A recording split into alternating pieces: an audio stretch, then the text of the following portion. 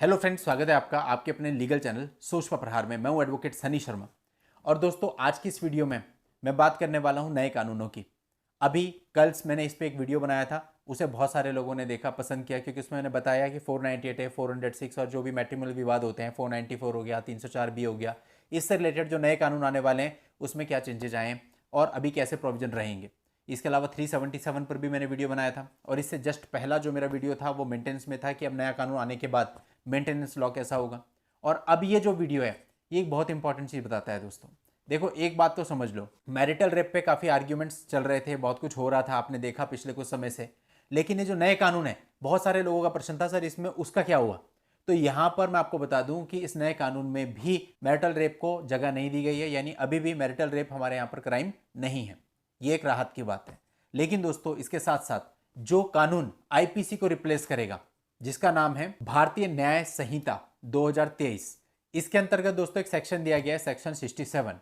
इसको पूरा पढ़ने पर और विश्लेषण करने पर मुझे ऐसा लगता है कि आने वाले समय में पति के लिए परेशानी हो सकती है, और आपको बहुत सावधान भी रहना चाहिए अगर ये कानून लागू हो जाता है। देखिए, बहुत सिंपल है ना, कि अगर आपकी शादी किसी से हो गई और आप उसके साथ कोई भी रिलेशनशिप बना रहे हो, तो आपको आपके ऊपर ये 376 का चार्ज नहीं लग सकता।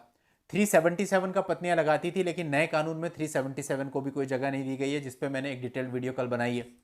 अब 376 377 तो हट गया।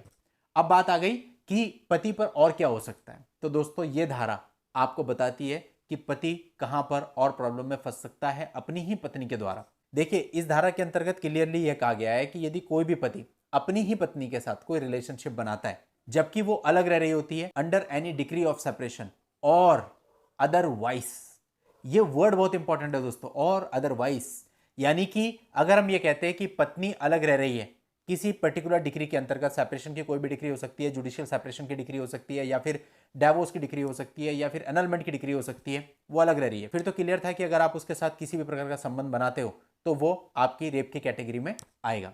लेकिन दोस्तों, यहां पर लिख दिया है और अदरवाइज, यानी कि अगर आपकी पत्नी अलग रह रही है लेकिन किसी डिग्री के अंतर्गत नहीं है, किसी भी कारण से अलग रह रही है और अदरवाइज, और आप उसके साथ संबंध बना लेते हो विदाउट हर कंसेंट, तो ये कहा जाएगा कि आपने उसके साथ रेप किया है, और उसके अंतर्गत आपको 2 साल से लेकर 7 साल तक की सजा भी हो सकती है।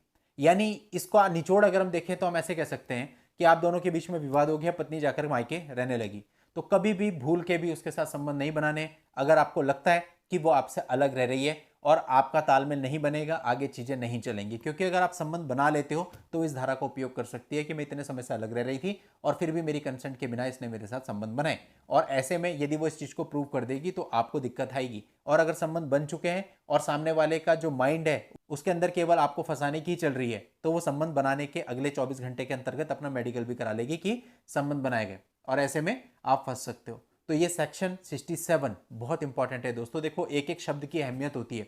इस शब्द के अंदर जो अदरवाइज लिख दिया ना, तो फिर इससे सब चीजें गड़बड़ हो गई। अगर ये अदरवाइज ना होता फिर तो ये होता कि चलो ठीक है, अगर कोई ऑलरेडी डिग्री हो चुकी है उसके बाद वैसे भी कोई साथ में जाएगा नहीं, कोई संबंध बनाएगा नहीं। लेकिन ऐसे में क्या होता है कि पत्नी अलग रह रही है, आपके बीच में बहुत मामले आते हैं कि पत्नी अलग रह रही है लेकिन लव यू के मैसेज चल रहे हैं और वैसे कन्फ्लिक्ट चल रहे हैं, और कभी आप मिलते हैं कहीं पे तो बीच में रिलेशन भी बन जाते हैं। तो ऐसे में ये चीज आपको नुकसान कर सकती है। अब आपको इसका खासा ध्यान रखना होगा। तो दोस्तों, उम्मीद करता हूं कि आपको पता चल गया होगा। मैं ढूंढ रहा हूं इन तीनों नए बिल में से कि क्या क्या हमसे रिलेटेड मिल सकता है, और वो आपके सामने लाने की कोशिश कर रहा हूं। जो मुझे लग रहा है वो आपको बता रहा हूं, ताकि आपको इन सारी चीजों की पहले से नॉलेज रहे। तो दोस्तों, उम्मीद करता हूं आप मेरा पॉइंट समझ गए होंगे। आज की इस वीडियो में इतना ही। नेक्स्ट वीडियो में नई जानकारी के साथ मैं आपसे फिर मिलता हूं। तब तक के लिए goodbye and thank you for watching. Take care.